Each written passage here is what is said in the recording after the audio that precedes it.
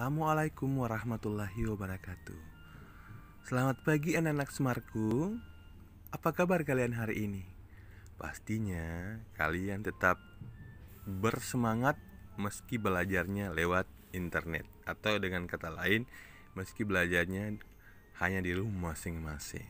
Nah, untuk pertemuan hari ini, hari Rabu tanggal 29 Juli 2020, kita akan membahas atau mempelajari di pembelajaran keempat subtema 2 tema 1 selamatkan makhluk hidup. Pada pembelajaran kali ini kita akan membahas di dua muatan pelajaran, yakni bahasa Indonesia dan PPKN. Untuk bahasa Indonesia sendiri, mungkin materi ini bukan hal yang baru lagi, karena pada pertemuan-pertemuan sebelumnya materi ini kita sudah pelajari. Oke. Materi apa yang saya maksud? Materinya adalah tentang ide pokok, kalimat utama, kalimat fakta, dan kalimat opini. Saya akan kembali menjelaskan sedikit tentang apa itu ide pokok. Iya. Ide pokok adalah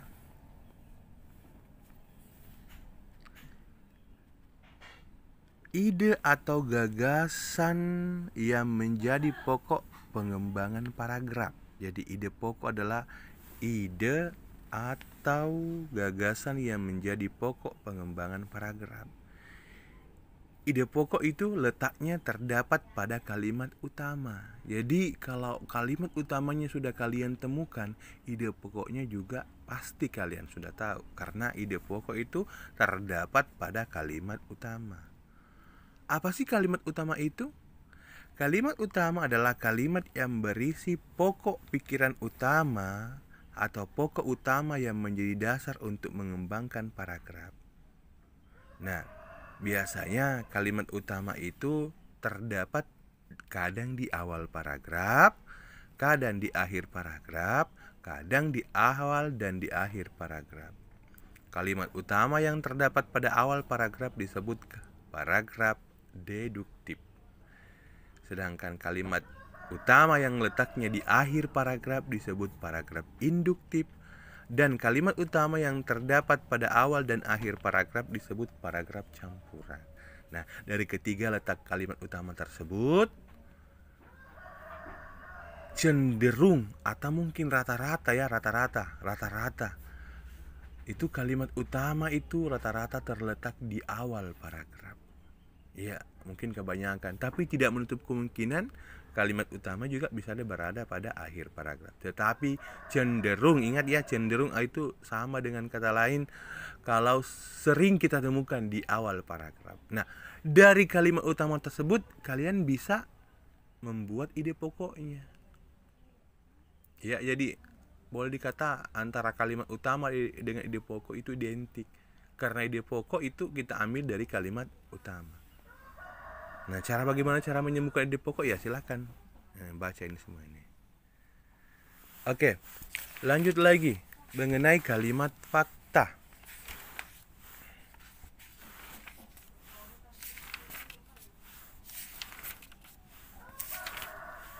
Berbicara mengenai kalimat fakta, pada pertemuan kemarin juga kita sempat membahas tentang kalimat fakta. Atau dengan kata lain, kalian sudah membuat atau menemukan soal yang berhubungan dengan kalimat fakta. Nah, kalimat fakta adalah, fakta disebut juga sesuai dengan kenyataan.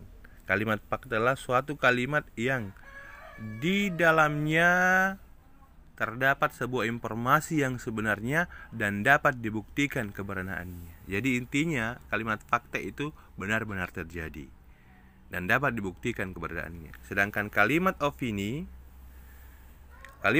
adalah suatu kalimat yang bersih hasil gagasan, terdapat pendapat atau perkiraan orang, baik perorangan maupun kelompok. Jadi kalimat opini itu dapat diperkirakan saja, tapi pembuktiannya belum bisa kita buktikan. Jadi hanya diperkirakan. Ya, itu. Nah, perhatikan kembali di halaman 45 dan 46. Nah, ini yang kita bahas hari ini. Nah, di sini terdapat sebuah paragraf. Dari paragraf tersebut kalian harus mengetahui apa ide pokoknya, apa kalimat utama, apa kalimat faktanya, dan apa kalimat opini. Nah, seperti yang saya katakan tadi, kalimat utamanya itu cenderung berada di awal. Nah, kita lihat, kita samakan. Jawa Timur adalah daerah produsen ikan lele terbanyak sini. Nah, lihat. Betul? Bahwasanya kalimat utamanya berada pada awal paragraf. Nah, dari kalimat utama tersebut kalian bisa menentukan ide pokoknya apa. Nah, seperti yang Bapak katakan tadi, bahwa kalimat ide pokok itu lahir atau berada pada kalimat utama. Cuman terkadang bahasanya yang berbeda, tapi intinya sama. Nah, dari kalimat utama kalian bisa menentukan apa ide pokoknya. Kalian buat sendiri secara kreatif. Oh, ide pokoknya seperti ini. Ya, hampir-hampir sama lah ya. Cuman dari redaksi kalimat yang membedakan. Tapi intinya kalimat utama bisa kita temukan ide pokok di dalamnya. Nah, kalimat faktanya. Nah, di sini kalian cari. Yang manakah di sini kalimat di sini merupakan betul-betul terjadi atau dapat dibuktikan. Kalimat opininya ya kalian bisa temukan sini. Cari pernyataan dan lalu kembangkan. Ini untuk muatan bahasa Indonesia. Selanjutnya kita akan membahas tentang muatan pelajaran PPKN. Nah, pada pertemuan kali ini kita akan membahas kembali tentang sila-sila dalam Pancasila. Nah, pada pembelajaran yang lalu, kamu telah mempelajari sila dalam Pancasila. Pahami lagi sila kelima Pancasila berikut. Nah, pada pertemuan sebelumnya kita membahas tentang sila keempat. Nah, pada pertemuan kali ini kembali berhubungan dengan sila keempat.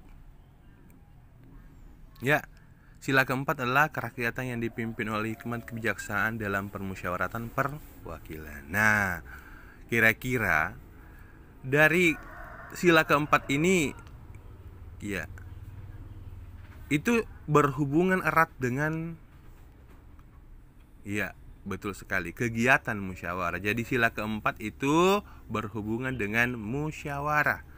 Apa itu musyawarah? Musyawarah adalah suatu cara dalam pengambilan keputusan. Berbicara mengenai musyawarah, musyawarah itu identik dengan sila keempat ya. Dengan kata lain, sila keempat kerakyatan yang dipimpin oleh hikmat kebijaksanaan dalam permusyawaratan perwakilan itu identik dengan musyawarah. Nah, dari kata permusyawaratan, musyawarah. Asas dari musyawarah adalah mufakat. Apa itu mufakat? Mufakat itu sama dengan kesepakatan. Sekali lagi, sila keempat itu berhubungan dengan musyawarah. Musyawarah merupakan salah satu cara dalam pengambilan keputusan. Apabila ketika kita melakukan musyawarah dan tidak menemukan titik temu, langkah selanjutnya adalah kita melakukan pemungutan suara, atau dengan kata lain sama dengan voting ya. Sedikit tentang musyawarah yang saya bahas. Nah, hal yang kita membahas dalam musyawarah kali ini, kita akan membahas tentang pengamalan sila keempat baik dalam lingkungan keluarga maupun lingkungan sekolah maupun lingkungan masyarakat. Nah, pengamalan sila keempat dalam lingkungan keluarga ya contohnya seperti ini. Membagi tugas dengan anggota keluarga dengan cara musyawarah. Apabila dalam keluarga kita ingin menentukan sesuatu, sebelum kita menentukan sesuatu kita harus melakukan musyawarah dulu.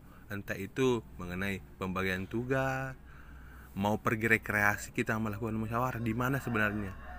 Bukan halnya diputuskan secara sepihak oleh orang tua, tapi alangkah baiknya ketika ingin melakukan sesuatu kita bicarakan baik-baik dalam keluarga. Ya, duduk-duduk santai dengan ayah, ibu, adik, kakak, om dan tante. Misalnya ingin pergi ke rekreasi, kemana bagusnya? Nah, itu sebagai keluarga yang baik, kita duduk berkumpul semua. menanyakan di mana kira-kira bagus perginya. Ada yang mau pergi Malino misalnya, ada yang mau pergi di Tanjung Bunga misalnya, ada yang mau pergi ke Grand Mall misalnya. Nah, kita bermusyawarah. Nah, kita tentukan kira-kira yang mana yang bagus. Nah, dari hasil tersebut, wah, ternyata yang disepakati misalnya pergi ke Malino. Nah, itu musyawarah dalam keluarga. Pembagian tugasnya juga harus dibicarakan. Bukan hanya di rumah, di sekolah juga. Nah, di sini ada pemilihan ketua kelas, ketua OSIS dan sebagainya. Dalam lingkungan masyarakat juga ada. Berbicara mengenai musyawarah, musyawarah itu identik dengan sikap demokratis. Jadi sikap demokratis juga diterapkan dalam musyawarah. Yang mana itu sikap demokratis? Ini contohnya, ini seperti ini semua ini. Ya. Tidak memotong pembicaraan dalam anggota musyawarah, tidak saling menghormati antar anggota musyawarah, menghargai pendapat orang lain, tidak memaksakan kehendak orang lain. Misalnya katakanlah pemilihan ketua kelas di sekolah. Sebagai calon ketua kelas itu biasanya terdapat 2 atau 3 ya. Nah, di sini sebagai calon jangan memaksakan, kamu harus ikut saya, kamu harus pilih saya. Dan ketika hasil musyawarah sudah ditemukan, anggaplah dia tidak terpilih, dia marah-marah. Itu jangan. Itu namanya tidak memiliki sifat demokratis. Kita harus menerima hasil keputusan musyawarah tersebut dengan hati yang dengan lapang dada. Ya. Jelas ya anak-anak untuk hari ini? Ya, di akhir pembelajaran sebentar Bapak akan berikan tugas buat kalian. Ingat ya, tetap semangat ya. Sekian untuk hari ini. Assalamualaikum warahmatullahi wabarakatuh.